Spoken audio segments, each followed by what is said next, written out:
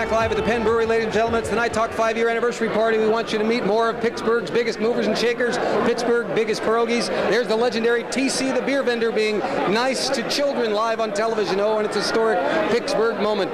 Look, they're his kids, especially this one. It's rather obvious, isn't it? Hey, what are you pointing at? Watch out there.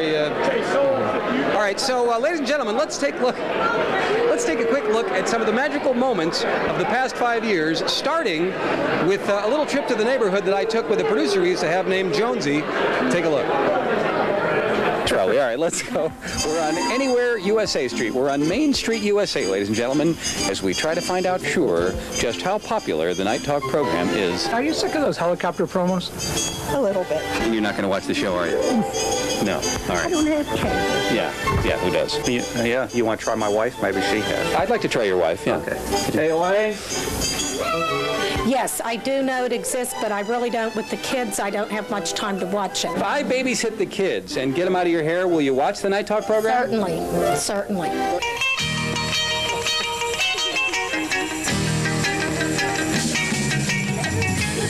If I hook up cable illegally, will you watch it? Sure.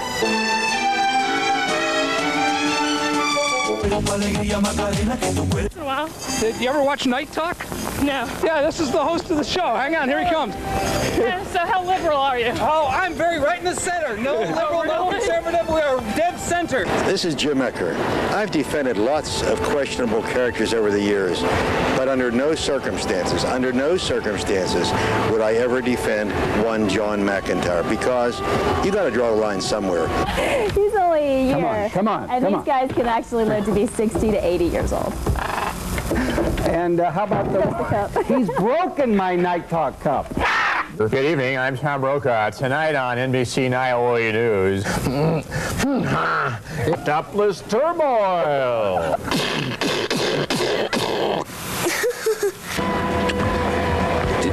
Do you think he's gay, too? I mean, I go through a lot of trouble to do this. Notice your host is moving far, far away at this point in the broadcast. What do you think you're doing, wise ass? What do you think this is, okay? There's no call for that. There is no excuse for that. Right. And I don't want to. I stick my hands out the window. Doctor. And don't, please forgive me. I beg. I'm sorry. I committed this great error. No.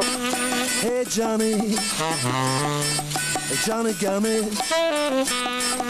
Johnny got me.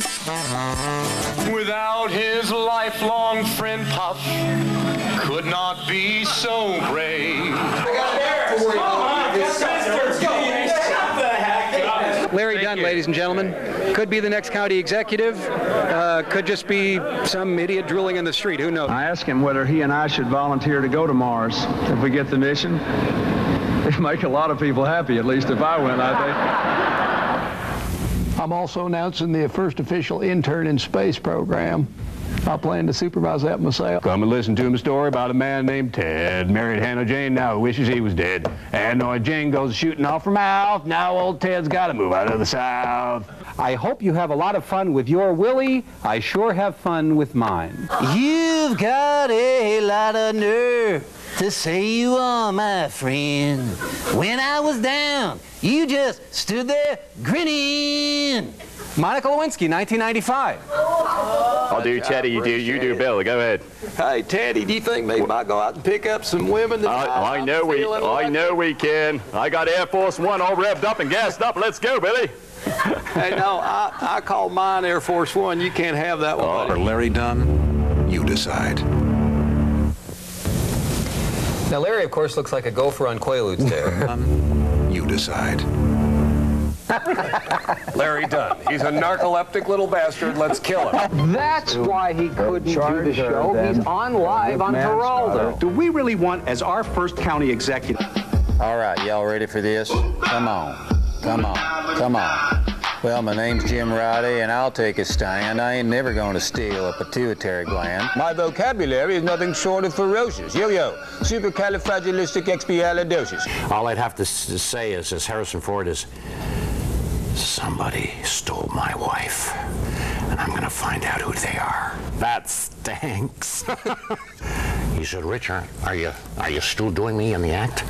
I said, yes, of course, John. Really? He said, people remember me? I said, of course they do. I can't believe that. Not too bad. Come on, you must be sick of all these, one after another.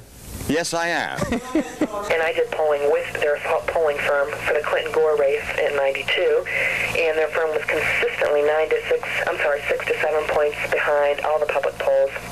So that 15-point lead is pretty much regular. Do not issue cheap threats. Do not make demands based on absurd, faulty logic. Do not make the person who hired you look amateurish, even if you yourself happen to be an amateur. Now, by the way, Jimmy Crenn told me to say hello. Ah, Jimmy, how's he doing? He's still he's the big hot thing there, right? He's the big kahuna. He had a partner named Paulson, and Paulson left, so now he's like the big kahuna. Paulson's sort of Sancho Panza to his Don Exactly. Quixote? He was more than the dry, acerbic, allegedly more cerebral guy. Allegedly. Johnny Mac! All right. Shooting the subtle zingers in back there. Thank you very much. Do you regret in retrospect that you didn't, that the title of the show wasn't Who Wants to Marry a Multimillionaire and Have Sex with Him? So it would be like built right in there, and there would be no questions later? That would certainly be one of the things I'd build into the contract next time. Well, tonight, Arlen Specter is sitting in for John McIntire to disclose that John's secret ambition has always been to be United States Senator. Actually, Senator, my secret ambition has always been to be Tom Brokaw, not a United States Senator. As you can see, he's looking particularly vacuous tonight. He doesn't have any, looks like he doesn't have a clue whatsoever. As you might imagine, without a brain in his head, it has been very difficult to be the President of the United States. Hey, there's about 160 angry passengers here, and they're kind of, I don't know, wondering if they're going to be reimbursed for their expenses. That's impossible for you to make a phone call to somebody? It's a fancy schmancy suite you got here. Well, we're very proud of it, John. Thank you very much. And look at all these big shots on the wall. There's a thing to Rick Santorum, to Bill. Thank you so much for sucking up to me at every opportunity. You're the best little suck-up bureaucratic government ever produced. Here's to many more good years behind the desk. See you soon. Gee. Hi, everyone. Bieber here.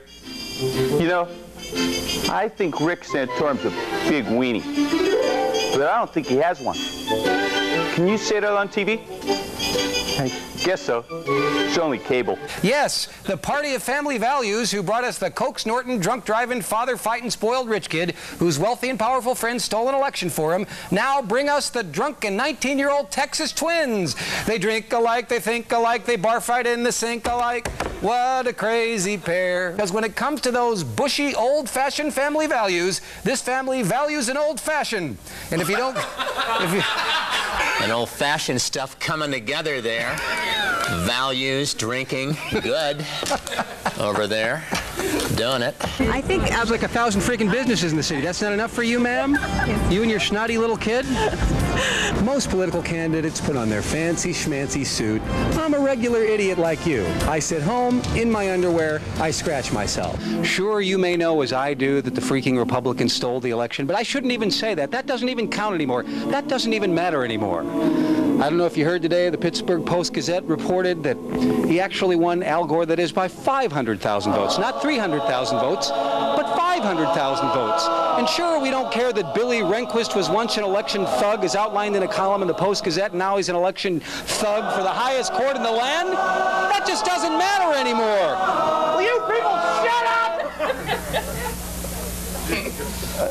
This is the Night Talk Healing Party, and we'll be back in a moment.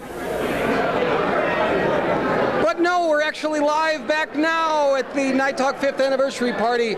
Mayor Tom Murphy is here. Let's get a quick interview with him, shall we? Mayor Murphy, sorry to interrupt, but you're a TV Hi, John. How are you? I'm fine. How are you? I have had 5 of these parties. This is the first one you've been to. I'm so happy you could make it. I'm serious. You didn't invite me to the other 4. Yeah, I did. Your incompetent staff didn't tell you about the other 4. That's but John, I'm looking around the room. What power here? Huh? You could get all the people in this room. You could get them to agree on something that would be happening tomorrow. If somebody dropped a bomb in this room now, you wouldn't be able to run the city. Actually, or maybe then you really could run the city. Or the county or the state. I'm impressed, John. We got, Congresswoman Melissa Hart's coming.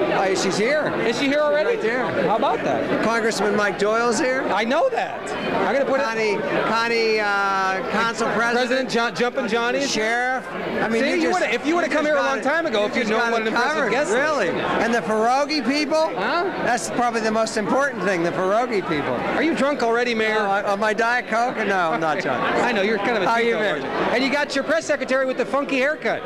Would you get him a new haircut? I have an excellent barber here. I can fix that. PFT? I understand. Al Fondy's got a much better haircut than your press guy.